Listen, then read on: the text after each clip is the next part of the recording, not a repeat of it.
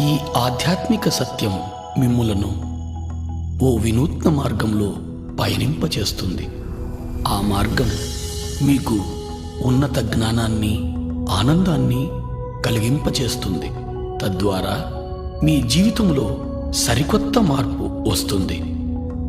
ధ్యానం, ధ్యానానుభవాల పరంపరే ఈ ఆధ్యాత్మిక సత్యం. సంపూర్ణ ప్రశాంతతతో చూడండి.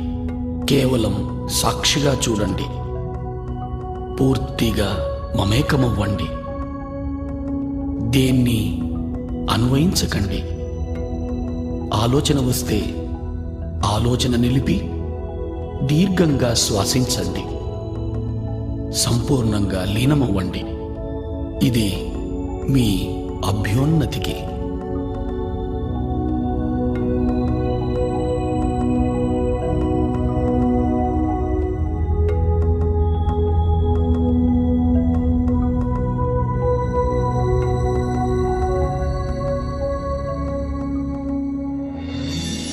ఈ మహావిశ్వంలో మన ఉనికి అణుమాత్రమే. ఇక్కడ మన అందరి తాపత్రయం మంచి ఆరోగ్యం, సంసారం, సంపద, శాంతి, జ్ఞానాల కొరకే. మొత్తం మీద అన్ని సమయ సందర్భాల్లో ఆరోగ్య, ఆనందమయ జీవనం కోసమే మన తాపత్రయం. అయినా దాన్ని మనం పొందగలుగుతున్నామా? తప్పక పొందగలం.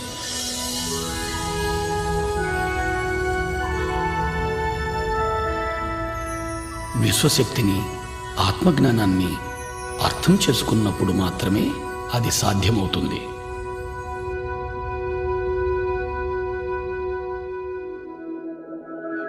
ఇప్పుడు విశ్వశక్తి గురించి తెలుసుకుందాం.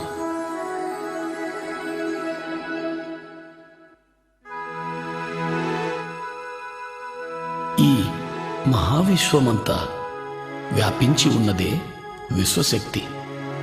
విశ్వంలోని గ్రహాలు, మనుషులు, చెట్లు, అణువులు, పరమాణువులలో మరియు వాటి మధ్య ఉన్న శక్తే ఈ విశ్వశక్తి.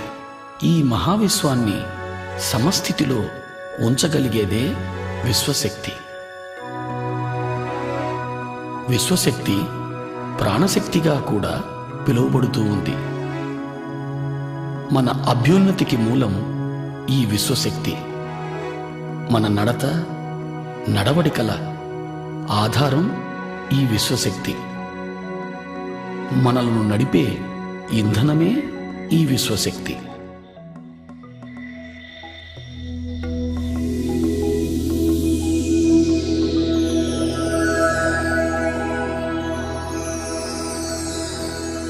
నిద్రలోనూ, సంపూర్ణ నిశ్శబ్దంలోనూ మనం కొద్దిగా ఈ విశ్వశక్తిని పొందుతున్నాం. అలా పొందిన శక్తిని మన దినచర్యలలోని మనో కార్యక్రమాలకు, అంటే చూడడం, మాట్లాడడం, కదలడం, ఆలోచించడం లాంటి అన్ని శారీరక కార్యక్రమాలకు వాడుతున్నాం. నిద్రలో పొందే ఈ పరిమిత శక్తి మన అన్ని పనులకు సరిపడదు.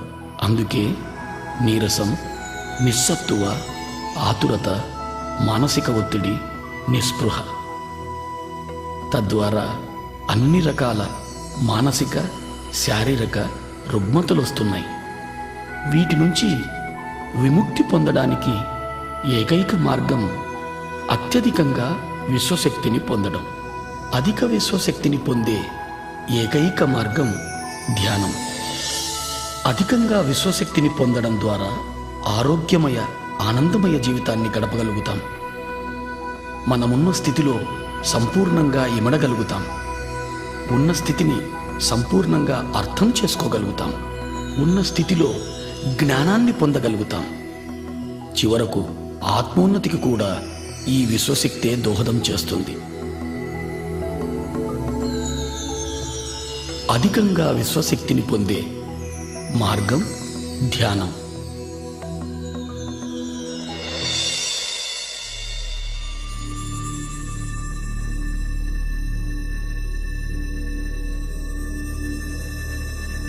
నిద్ర ఎరుకలేని ధ్యానం. ధ్యానం ఎరుకతో నిద్ర. నిద్రలో పరిమిత శక్తిని పొందుతాం, ధ్యానంలో అపరిమితంగా శక్తిని పొందుతాం. ఈ శక్తి మన శారీరక, మానసిక, బుద్ధి, ఆధ్యాత్మిక శక్తులను ప్రభావితం చేస్తుంది. ఇది మన అతీంద్రియ శక్తులను కూడా ప్రభావితం చేస్తుంది. ధ్యానం ద్వారా మనం పొందే శక్తి వల్ల శారీరక ఆరోగ్యం, మానసిక ప్రశాంతత, ఉన్నత విచక్షణ జ్ఞానం పొందుతాం. మహాద్భుత జ్ఞానాన్ని పొందడానికి ఏకైక మార్గం ధ్యానం. దైనందిక జీవితంలో కూడా అత్యున్నత స్థానాన్ని పొందడానికి ధ్యానం ఎంతో దోహదం చేస్తుంది. ధ్యానం అంటే మరేమీ కాదు, ఎరుకతో మనలోకి మనం చేసే ప్రయాణం. ధ్యానంలో మన చైతన్య పదార్థం శరీరం నుంచి మనసుకు, మనసు నుంచి బుద్ధికి, బుద్ధి నుంచి ఆత్మకు ఎరుకతో ప్రయాణం చేస్తుంది. ధ్యానం కోసం మనం మొదట శరీరాన్ని, మనసును నిలువరింపచేయాలి. అంటే శారీరక కదలికలను, చూడటాన్ని, మాట్లాడటాన్ని, ఆలోచించటాన్ని నిలిపివేయాలి. ఇప్పుడు ధ్యానం ఎలా చేయాలో తెలుసుకుందాం.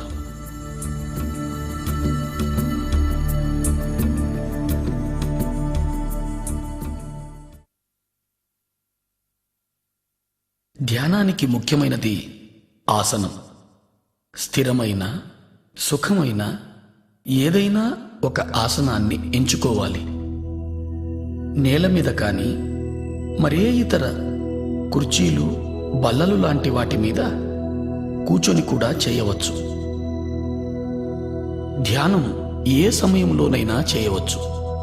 ముఖ్యమైనది అనుకూలంగా ఉండగలిగే స్థలమై ఉండాలి. హాయిగా కూర్చొని కాళ్ళు రెండు ఒకదానితో ఒకటి చేర్చి, చేతి వేళ్లల్లో వేళ్లుంచి, కళ్ళు మూసుకొని లోపల కానీ బయట కానీ ఏ శబ్దము చేయకుండా, ఏ మంత్రము జపించకుండా శరీరాన్ని పూర్తిగా తేలిక చేయాలి.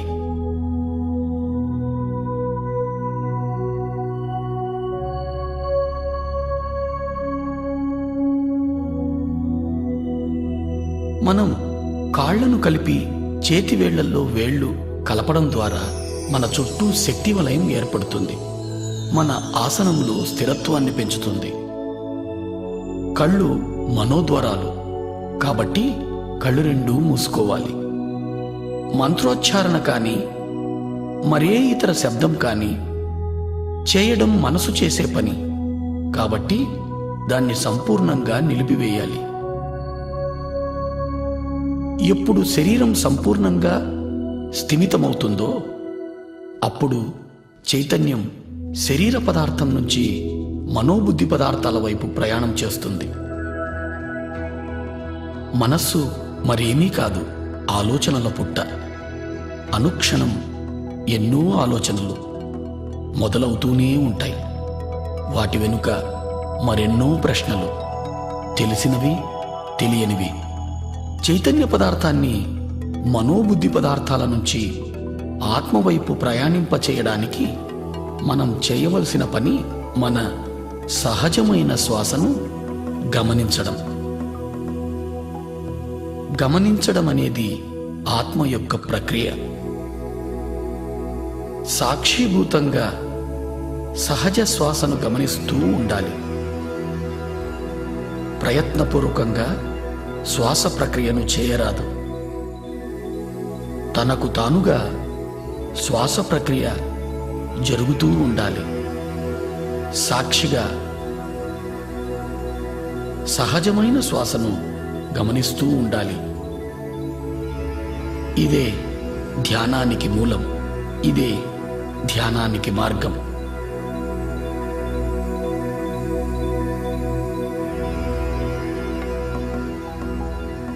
ఆలోచనల వెంట పోరాదు. ప్రశ్నలలో చిక్కుకోరాదు. ఆలోచనలను తుంచి ధ్యాసను శ్వాస వైపు మరల్చాలి. సహజమైన శ్వాసను మాత్రమే గమనిస్తూ ఉండాలి. పూర్తిగా శ్వాసతోనే ఉండాలి. అప్పుడు ఆలోచనల సాంద్రత క్రమంగా తగ్గడం మొదలవుతుంది. క్రమంగా శ్వాస పరిమాణం కూడా పలుచబడుతూ చిన్నదవుతూ వస్తుంది.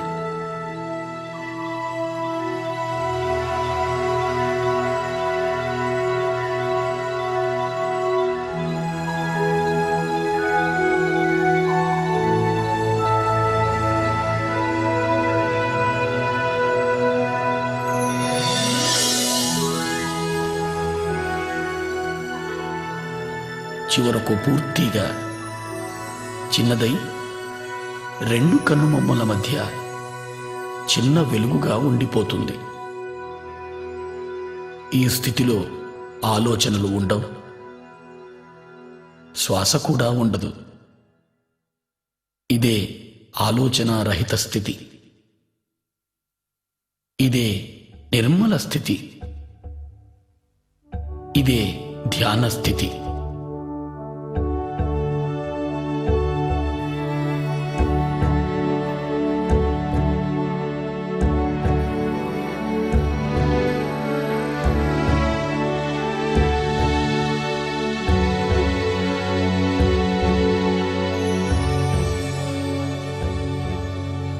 ఈ స్థితిలోనే విశ్వశక్తి మనలోకి ప్రవహించడం మొదలవుతుంది. ఎప్పుడైతే మనం అధికంగా ధ్యానం చేస్తామో అధికంగా విశ్వశక్తిని పొందడం జరుగుతుంది.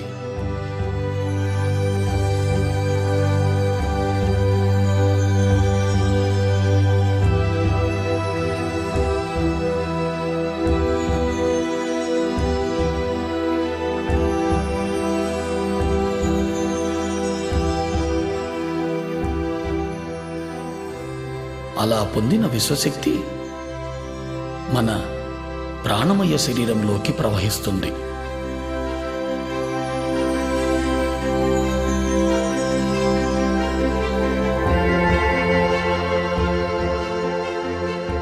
ప్రాణమయ శరీరం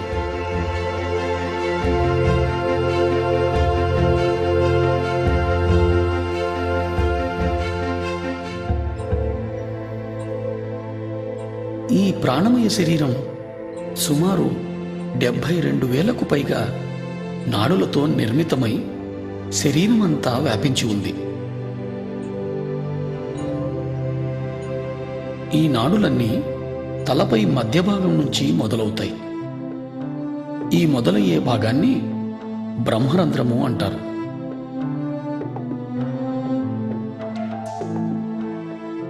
ఈ నాడులన్నీ తలపై భాగంలో ఉన్న బ్రహ్మరంధ్రం నుంచి ప్రారంభమై దేహమంతా చెట్ల వేర్లలా వ్యాపించి ఉన్నాయి.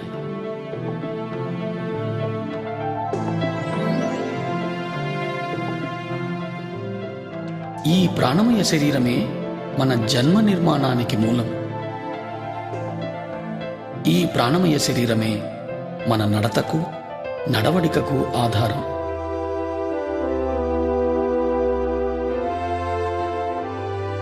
మన ప్రాణమయ శరీరం విశ్వశక్తిని నిద్రలోనూ ధ్యానంలోనూ పొందుతూ ఉంటుంది. ఇలా పొందిన విశ్వశక్తిని మన శరీరము, మనసు, బుద్ధి చేసే పనులకు వాడుతూ ఉన్నాం. అనగా శారీరక ప్రక్రియలు, చూడడం, మాట్లాడడం, ఆలోచించడం మొదలైనవి. ఈ ప్రక్రియలన్నీ కూడా మనము తీసుకునే విశ్వశక్తిపైనే సంపూర్ణంగా ఆధారితమై ఉన్నాయి.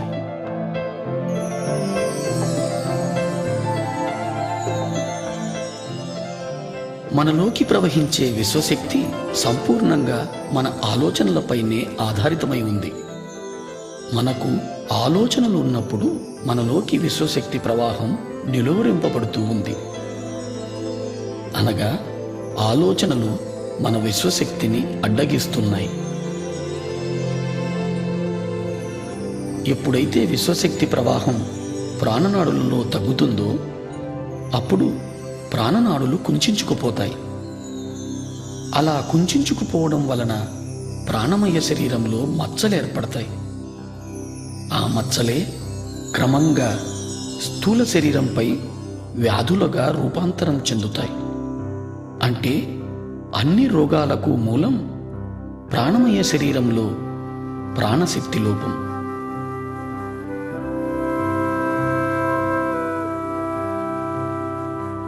ధ్యానంలో మనము అపారమైన విశ్వశక్తిని పొందుతాం. ఆ శక్తి మన ప్రాణమయ శరీరంలోని అన్ని నాడులలోనూ ప్రవహిస్తుంది. ఎప్పుడైతే ఈ విశ్వశక్తి మన నాడులలో ప్రవహిస్తుందో ఆ ప్రవాహపు తీవ్రతకు నాడులలో ఉన్న అడ్డంకులన్నీ తొలగిపోయి మచ్చలన్నీ మాసిపోతాయి. ఎప్పుడైతే మచ్చలన్నీ మాసిపోతాయో అప్పుడు మనం అన్ని రకాల రుగ్మతల నుంచి విముక్తి పొందగలుగుతాం.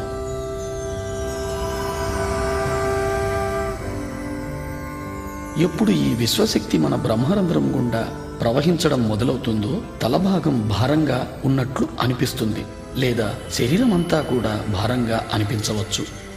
ప్రాణనాడులలో ప్రాణశక్తి ప్రవహిస్తూ శుద్ధి చేస్తున్నప్పుడు ఆ ప్రదేశంలో దురద పెట్టినట్టు గాని నొప్పిగా గాని అనిపించవచ్చు.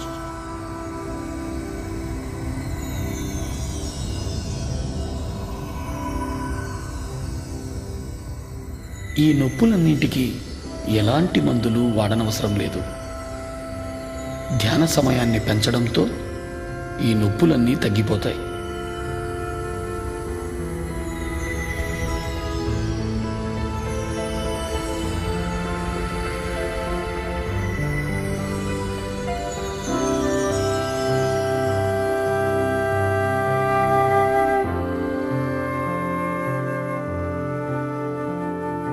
అత్యధికంగా విశ్వశక్తిని పొందడం ద్వారా మనం అన్ని రకాలైన శారీరక మానసిక రుగ్మతల నుంచి విముక్తి పొందగలుగుతాం.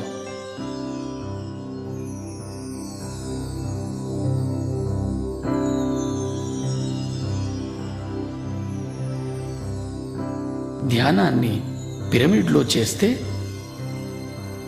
ధ్యాన స్థితి మనము 3 రెట్లు తొందరగా పొందగలుగుతాం.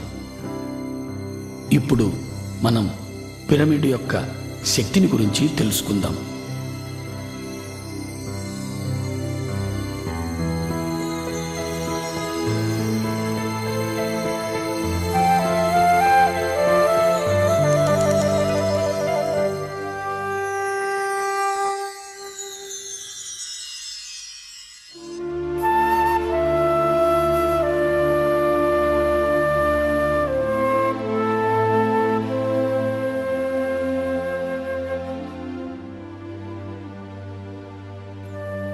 ఈ పృథ్వీపైన అత్యధికంగా విశ్వశక్తిని పొందే ఏకైక కట్టడం పిరమిడ్. 52 డిగ్రీలు 51 నిమిషాల కోణంలో ఇది నిర్మితమై ఉంది. ఈ కోణం వల్లనే పిరమిడ్ అత్యధికంగా విశ్వశక్తిని పొందగలుగుతోంది. పిరమిడ్ని ఏ పదార్థంతోనైనా నిర్మించవచ్చు. పదార్థాల వల్ల పిరమిడ్ పొందే విశ్వశక్తిలో ఏ మార్పు రాదు. పిరమిడ్ని అన్ని దిక్కులకు సమంగా ఉంచాలి. అంటే తూర్పు, పడమర, ఉత్తరం, దక్షిణం అన్ని వైపులకు.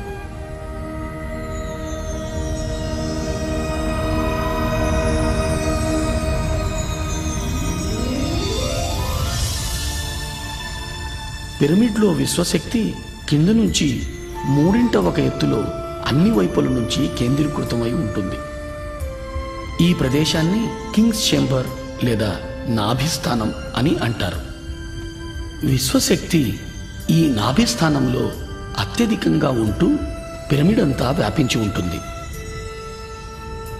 పిరమిడ్ శిఖరంలో క్రిస్టల్ అమర్చబడి ఉంటుంది. ఆ క్రిస్టల్ విశ్వశక్తిని రెట్టింపు చేస్తూ పిరమిడ్ అన్ని వైపులకు సమంగా వ్యాపింపచేస్తుంది. పిరమిడ్లో నిర్మల స్థితి లేదా ఆలోచన రహిత స్థితి 3 రెట్లు తొందరగా పొందగలుగుతాం.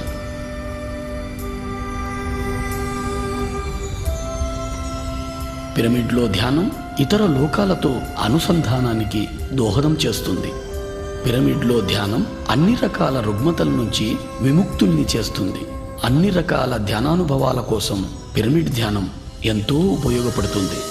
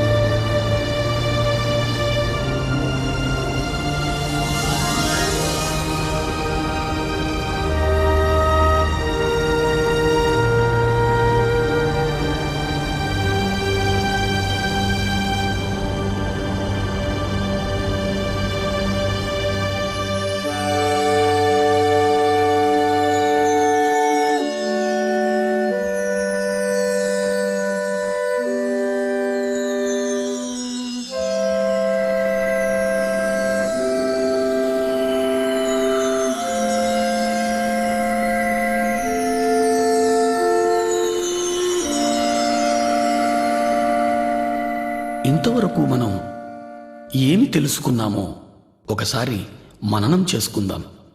ధ్యానం చైతన్య పదార్థం ఆత్మవైపు చేసే ప్రయాణం.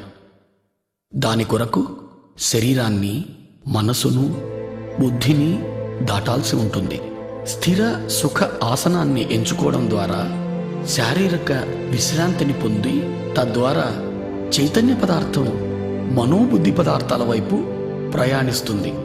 మన సహజ శ్వాసను గమనించడం ద్వారా మనోబుద్ధి పదార్థాల నుంచి ఆత్మవైపు ప్రయాణం చేస్తుంది.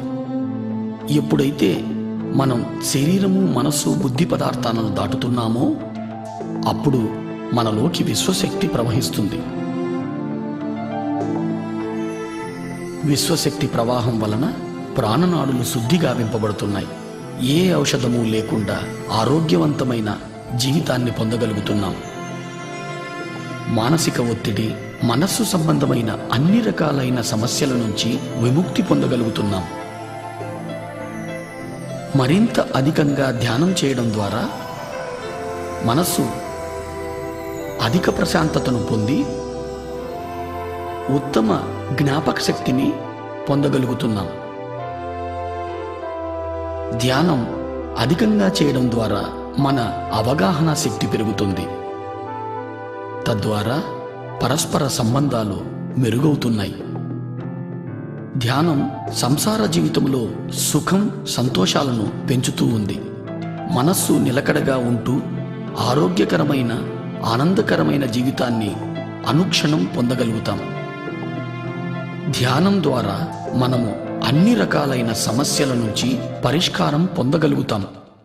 ధ్యానంలో అన్ని ఉన్నత స్థితులు పొందడం కోసం మనం క్రమం తప్పకుండా ప్రతిరోజు ధ్యానం చేయాలి. ధ్యానం ఏ స్థలంలోనైనా చేయవచ్చు, ఏ సమయంలోనైనా చేయవచ్చు. ప్రయాణ సమయంలో కూడా ధ్యానం చేయవచ్చు. ఒక్కసారి ధ్యానానికి కూర్చుంటే కనీసం మన వయస్సు ఎంతనో అన్ని నిమిషాల సేపు ధ్యానం ఆచరించాలి.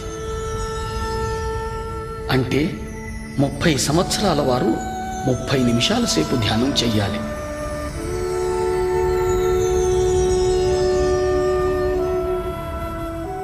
ధ్యానం కోసం సంసార జీవితాన్ని త్యజించనవసరం లేదు. ప్రతి ఒక్కరూ ధ్యానం చెయ్యాలి.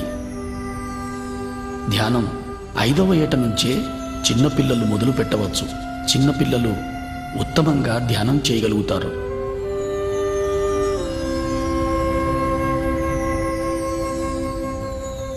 ధ్యానం నేర్వడం కోసం ఏ గురువు కోసము వెతకనవసరం లేదు. మన గురువు మనలోనే ఉన్నాడు. మన శ్వాసే మన గురువు. ఇది ప్రతి ఒక్కరికి వర్తిస్తుంది.